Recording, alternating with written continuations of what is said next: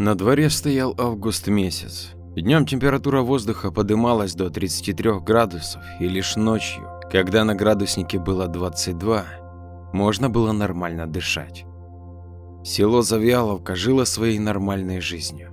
Работники местного фермерского предприятия в полях собирали урожай пшеницы. Во овраге неподалеку от речки паслись стадо коров, а неподалеку на местном пляже под присмотром воспитателей играли детишки.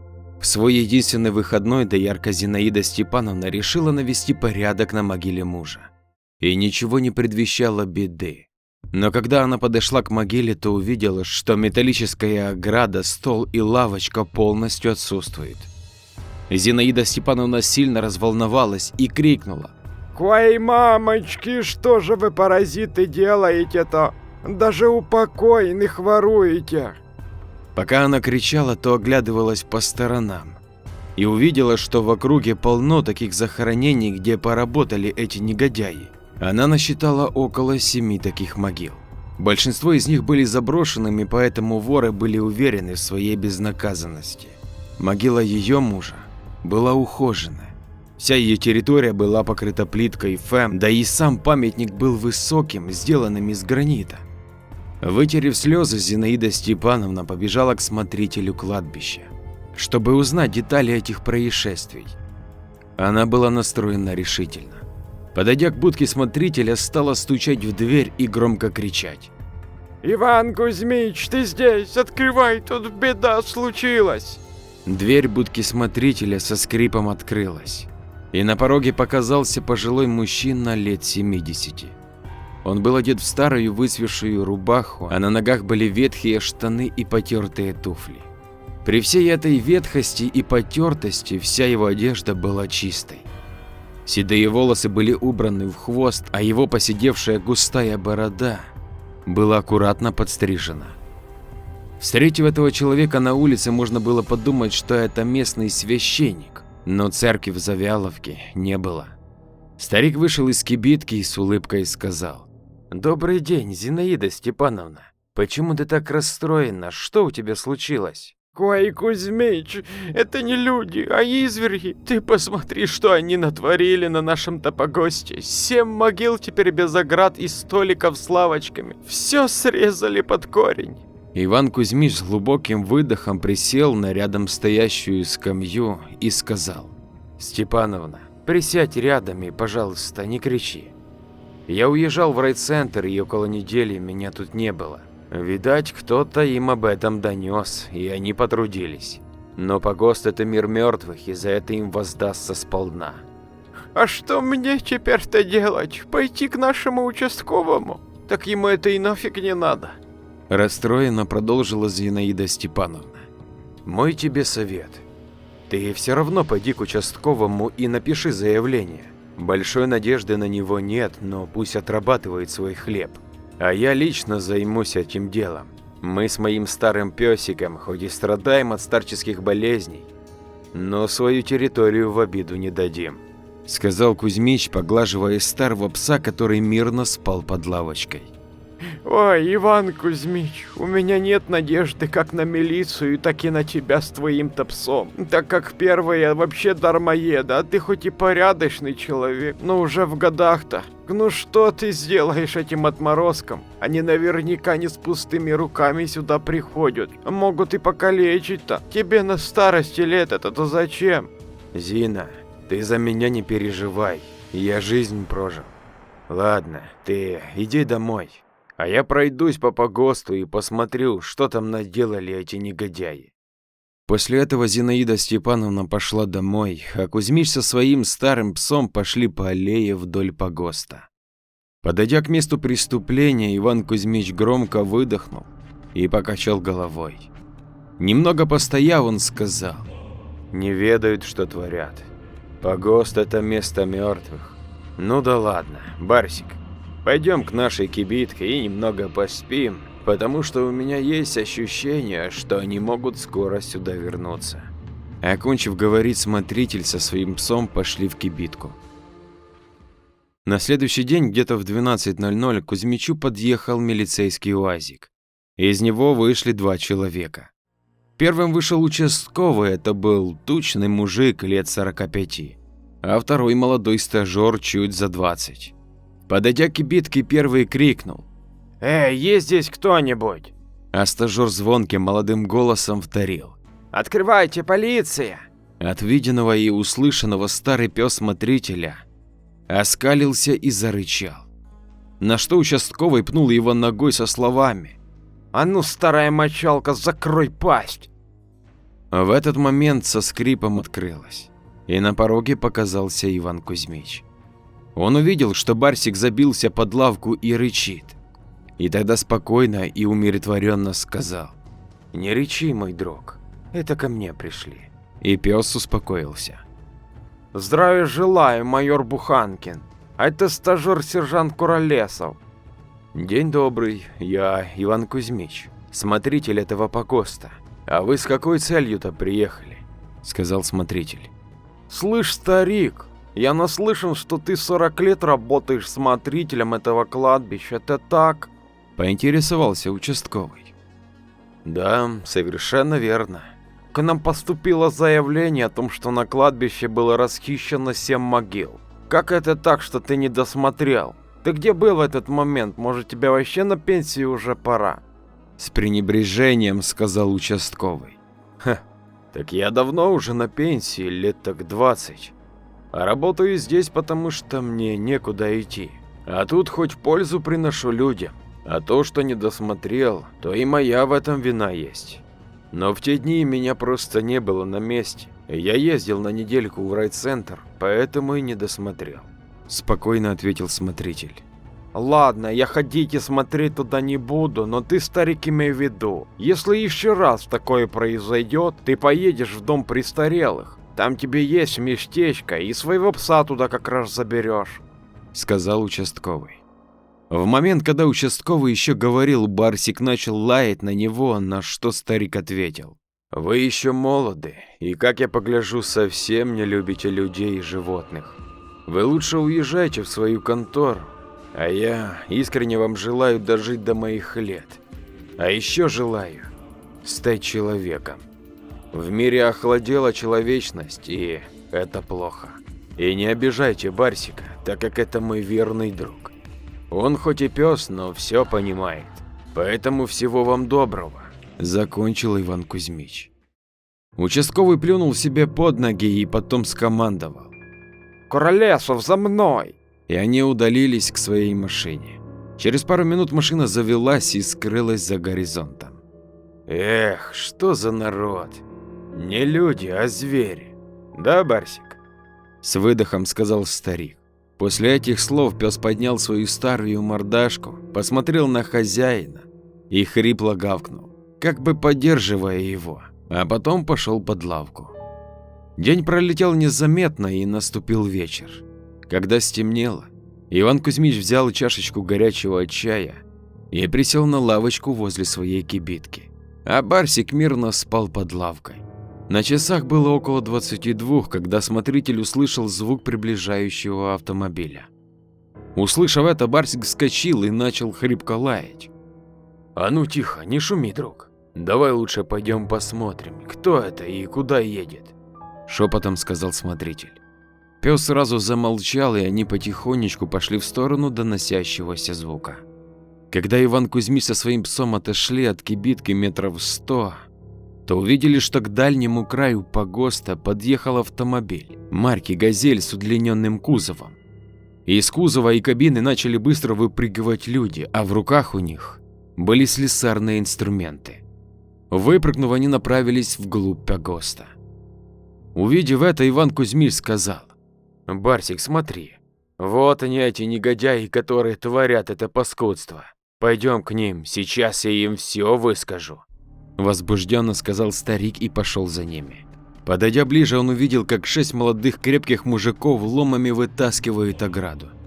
Смотритель не выдержал и еще на подходе крикнул: «Эй, негодяи, что же вы делаете? Погост – это мир мертвых. Вы, когда умрете, над вашими могилами тоже так будут глумиться».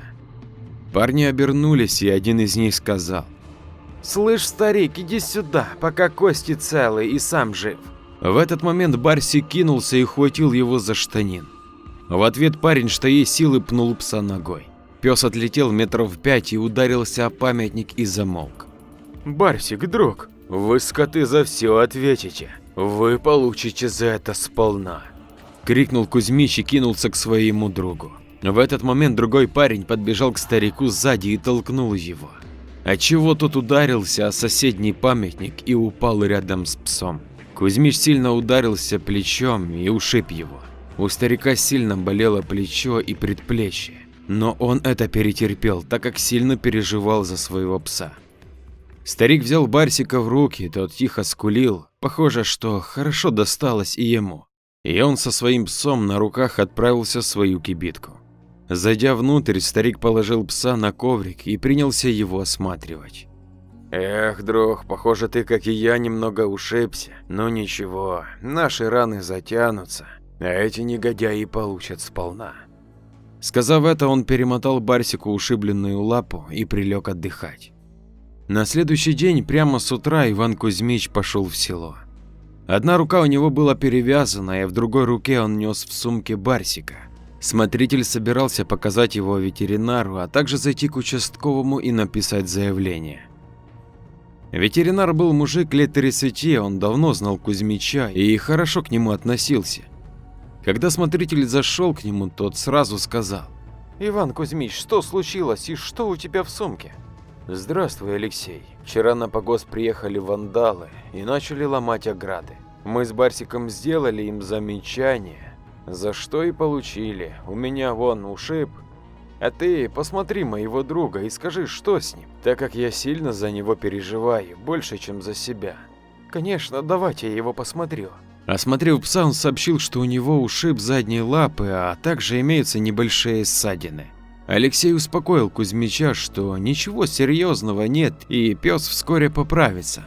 После всего он спросил: Иван Кузьмич, а что ты думаешь делать дальше? Да в милицию сейчас пойду и напишу заявление. Участковый приезжал ко мне недавно и настоятельно рекомендовал уйти с работы по причине моего возраста. Я 40 лет там работаю, и только недавно начались эти беспорядки. Раньше такого не было. Кузьмич, а давайте прежде чем идти в полицию, поедем сейчас с тобой на моей машине в приемный пункт металлолома. Он находится в соседнем селе. Я думаю, что они везут оградки туда. Хорошо, Алексей. А Барсика с кем оставим? Я его не могу бросить, он мой друг, сказал смотритель. Мы его с собой возьмем. После этого они сели в машину и поехали. Подъехав к приемке, Кузьмич с Барсиком на руках вышел из авто и прошел на территорию. Пройдясь по приемке, в самом углу склада он увидел аккуратно порезанные и спрессованные элементы кладбищенских оград. Тогда Кузьмич спросил у приемщика: «Уважаемый, а кто вам приносит сюда ограды?» На что тот с ухмылкой сказал: «Слышь, дед, это не твое дело, кому надо, тот и приносит. Или ты себе присматриваешь?» «Жизнь такая штука, что никто не знает, кому сколько отмерено. Но ты лучше скажи мне сразу, по-хорошему, а то я в милицию собираюсь и все им расскажу», — ответил Кузьмич. «Ха-ха-ха, в милицию он пойдет? Ой, насмешил ты меня, старик. Дед, ну ты вроде старый, но такой наивный. Я тебе так скажу, что милиция в курсе и в доле. Поэтому иди-ка ты лучше домой и шей лапти». А в этот момент Барсик, которого держал на руках Кузьмич, начал сильно лаять на приемщика, как будто он узнал его. «Барсик, дружище, успокойся», — сказал ему Кузьмич, но тот не унимался, и смотритель вынужден был выйти из приемки. Сев в машину, Кузьмич все рассказал Алексею, на что тот ответил: «Иван Кузьмич, мой тебе совет, не надо никакой полиции. Скорее всего, они в доле, поэтому ты напрасно потратишь нервы. Лучше уходи с этой работы и спокойно поживи для себя. Походи на природку, он с Барсиком на рыбалку». «Алексей, я на этом месте 40 лет отработал. Пожалуйста, отвези меня в полицию, и я все расскажу участковому. И если он не примет меры, тогда на это отреагирует дух погоста. Поверь мне, он существует. Я больше всего этого боюсь, так как он не пощадит никого. Я в этом уверен. Ладно, Кузьмич, я тебя уважаю как человека, поэтому так и быть, отвезу тебя в полицию, но знай, что толку из этого не будет. По приезду в участок смотритель все рассказал участковому.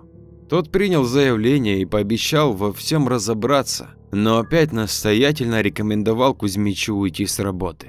В общем, Кузьмич в расстроенных чувствах вышел из участка и сел в машину. Ну что, Кузьмич, я же тебе сразу говорил, что это пустая трата времени и нервов. Ты прав, Алёша, мне искренне жаль, но они этого заслужили, задумчиво сказал смотритель. Ладно, давай я тебя отвезу в кибитку, а вечером сиди и не выходи из нее, тебе же дороже будет. Пусть вон менты этим занимаются. На что Кузьмич уже ничего не отвечал. Когда они подъехали, смотритель взял Барсика на руки и пошли в свою кибитку. Вечер наступил незаметно. На небе вышла полная луна и озарила все своим ярким светом. Часы показывали полночь, когда к краю погоста подъехала та же «Газель». Уже знакомые нам пассажиры выпрыгнули из кузова и начали ломать ограды. Одним махом они сломали несколько оград и начали грузить их в кузов. Когда они почти загрузили свою добычу в «Газель», то услышали длинный и протяжный вой. А следом за ним последовал шорох, который приближался со стороны кибитки. Это было похоже на какого-то озверевшего быка, который сносил все на своем пути, а под его копытами содрогалась земля. Но это что-то было иное. Оно приближалось все ближе и ближе. Подойдя к самой оградке, был слышен толчок, и какой-то силуэт завис мгновенно в воздухе, закрывая лунный свет. Это был огромный волк, размером с крепкого мужчину. Глаза его горели ярким красным светом, а изо рта торчали огромные клыки. Когда он приблизился, то страшным голосом, похожим на рык, сказал: «Я же предупреждал вас, что погост – это территория мертвых». И набросился на них. Первым в его лапы попал уже знакомый нам работник приемки. Волк одним укусом обезглавил его. Тело начало дрыгаться в конвульсиях, а голова покатилась прямо под колеса «Газели». Также он поступил со всеми остальными. Все произошло мгновенно. Причем сопротивления никто не оказывал, так как все были обездвижены увиденным. Утром следующего дня на месте уже работала опергруппа из райцентра. Судмедэксперты, как муравьи, собирали улики и брали смывы с тел погибших, а следователи тем временем допрашивали смотрителя и жителей всех прилегающих домов. Но, как ни странно, никто ничего не слышал.